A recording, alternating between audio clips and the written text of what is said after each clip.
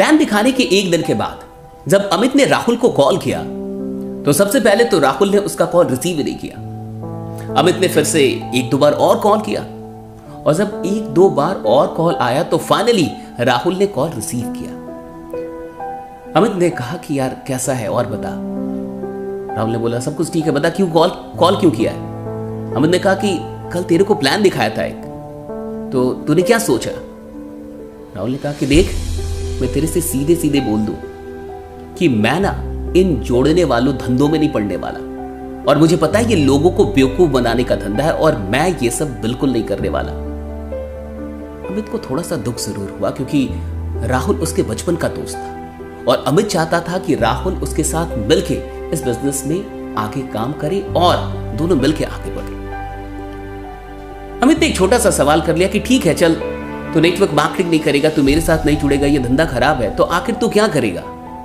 राहुल ने कहा कि देख मैं शेयर मार्केट कर लूंगा, मैं पैसा कहीं से कमा लूंगा, लेकिन ये इतना छोटा काम है, ये इतना नीच काम है, लोगों को बेचना कुछ, ये मैं नहीं करने वाला, ये जोड़ने वाला काम मुझसे नहीं होगा। फिर अमित ने कहा कि देख ठीक है, तू शेयर मार्केट से पैसे तो कमा लेगा, लेकिन इस बिजनेस में बहुत अच्छे रिश्ते बनते हैं, बहुत अच्छे लोग मिलते हैं, और राहुल कई बार ना पैसा काम नहीं आता लेकिन रिश्ते काम आते हैं। राहुल ने कहा कि देख तू ना मुझे बना मत, हाँ साला मैं सब जानता हूं कि तू चाहता क्या, तू बस इतना चाहता है कि मैं जुड़ जाऊं, तो तेरी यहां कुछ भी नहीं चलेगी।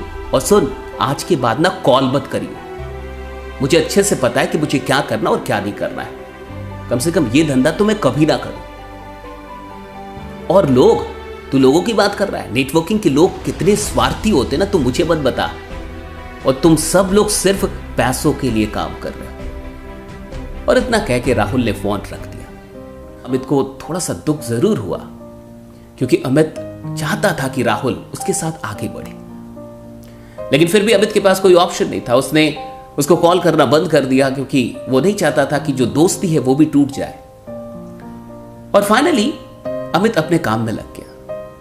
लगभग 1-1.5 महीने के बाद एक दिन रात के 11:30-12 बजे के करीब राहुल का कॉल अमित के नंबर पे आया। अमित ने जैसे ही कॉल देखा वो समझ गया कि ये कॉल किस बारे में हो सकता है, क्योंकि इससे पहले भी राहुल ने उसे 1-2 बार कॉल किया था, और वो कॉल तब करता था जब कोई वीडियो आती थी नेटवर्क मार्केटिंग के बारे में नेगेटिव, तो बड़े मजे लेता था। ये देखा, ये वीडियो देखी, देख ले एक बार जाके, देख ले इस चैनल पे, देख अच्छे से बाजार डाली है, अभी भी तू कर रहा है। तो अमित समझ गया कि फिर से कुछ ना कुछ यही मामला होगा, लेकिन फिर भी उसने कॉल रिसीव किया, और जैसे ही कॉल रिसीव किया राहुल थोड़ा सा घबराया हुआ महसूस हुआ। मामला कुछ और था। राहुल की आवाज में एक गड़बड़ाहट थी और उसने कहा कि अमित सुन, अभी मैं इस हॉस्पिटल में हूं और मेरी माँ को ब्लड की जरूरत है, मेरी माँ बीमार है और अचानक से अभी ब्लड चाहिए और हमें मिल नहीं रहा, और ये बी नेगेटिव ब्लड है। अमित ने सीधे कहा कि देख तू जहां है तू जल्दी से मुझे एड्रेस भेज और तू टेंशन मत ले, हम 10 से 15 मिनट में वहां पे पहुंच जाएंगे।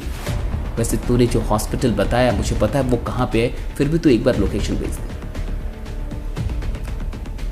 अमित ने तुरंत इस मैसेज को अपने ग्रुप में अपने लीडर्स के बीच में सर्कुलेट किया, ऐसे भेजा, और 5 मिनट के अंदर एक बंदा मिल गया जिसका ब्लड बी नेगेटिव था।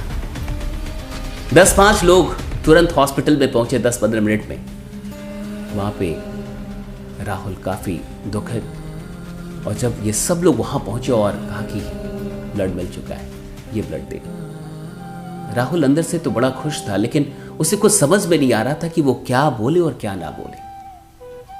फाइनली वहां पे उसकी मां को ब्लड मिल गया, और कुछ देर के बाद अमित और उसके सारे दोस्त वहां से चले गए। अमित ने जाते जाते राहुल से यह कहा कि देख अगर कुछ भी हो तो हिचकना मत, मुझे फ्रैंकली बताना, कहीं भी कोई भी जरूरत हो तो मुझे फ्रैंकली बताना, हम तेरे साथ हैं। 1 से 2 दिन के बाद उसकी मां ठीक हो गई, और जब वहां से डिस्चार्ज हो रही थी तो डॉक्टर ने राहुल से कहा कि अगर सही टाइम पे ब्लड ना मिलता तो कुछ भी हो सकता था। राहुल अंदर ही अंदर रोने जैसा था। और जब वो घर पहुंचा तो रास्ते भर में वो सोचता रहा कि वो अमित के बारे में क्या सोचता था, वो नेटवर्क के लोगों के बारे में क्या सोचता था। जब वो घर पहुंचा तो उस रात उससे रहा नहीं गया और उसने अमित को कॉल किया। जैसे ही अमित ने कॉल उसका देखा, उसने रिसीव किया और उसने सबसे पहली बात यही पूछी कि और बता माँ कैसी है। राहुल ने कहा कि सब कुछ ठीक है, माँ घर आ गई है, ठीक हो गई, सब कुछ बढ़िया है। राहुल को कुछ समझ में ना आया, फिर भी राहुल ने कहा कि देख सब कुछ तो ठीक है लेकिन बस एक चीज ठीक नहीं है। अमित ने कहा क्या क्या प्रॉब्लम बता। क्योंकि तूने मुझे अभी तक जोड़ा नहीं। यार क्या फालतू की बात कर रहा है, तुझे ये काम नहीं कर रहा है। और तू ये मत सोच कि हम लोग ब्लड इसलिए देने गए थे या सहायता हम लोगों ने इसलिए की कि हम चाहते हैं कि तेरी जुआनी हो जाए, ऐसा बिल्कुल नहीं है। राहुल ने कहा कि क्या यार, ऐसा मत सोच कि मैं जिंदगी भर नेगेटिव ही रहूंगा। हाँ, मुझे लगता था कि नेटवर्क के लोग सब स्वार्थी होते हैं, और ये मत समझ कि अगर मैं नेगेटिव था तो मैं पॉजिटिव नहीं हो सकता। और अभी तक तूने पॉजिटिव लोगों को टीम बनाते हुए देखा है, अभी तूने नेगेटिव लोगों को टीम बनाते हुए नहीं देखा। ये वो राहुल नहीं है। मुझे जोड़ ले यार, मैं भी चाहता हूँ इस परिवार का हिस्सा बनना, मैं भी चाहता हूँ ऐसे लोगों के साथ रहना। और सुन, मैं दिखाऊंगा कि टीम कैसे बनती है।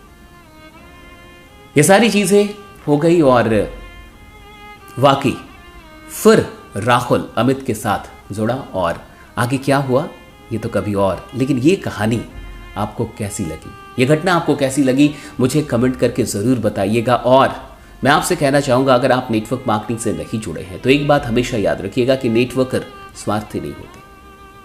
अगर यहाँ पे पैसों की बात होती है तो इसका ये मतलब नहीं है कि ये सिर्फ पैसों के लिए काम कर रहे हैं। नेटवर्क मार्केटिंग में आपको जीवन के बेहतरीन रिश्ते मिलते हैं, कुछ ऐसे रिश्ते जो खून के रिश्तों से भी बड़े होते हैं। और जिन लोगों को भी ऐसा एहसास है, प्लीज़ आप कमेंट करके ज़रूर बताइएगा। और इस कहानी को, इस वीडियो को सिर्फ अपने तक मत रखिएगा, और भी लोगों तक पहुंचाइए। बाकी मैं ऐसी ही और भी कहानियों के साथ आके आपको मिलता रहूँगा। बने रहिए, जमे रहिए, क्योंकि आपका जीतना सुनिश्चित है। Thank you so much.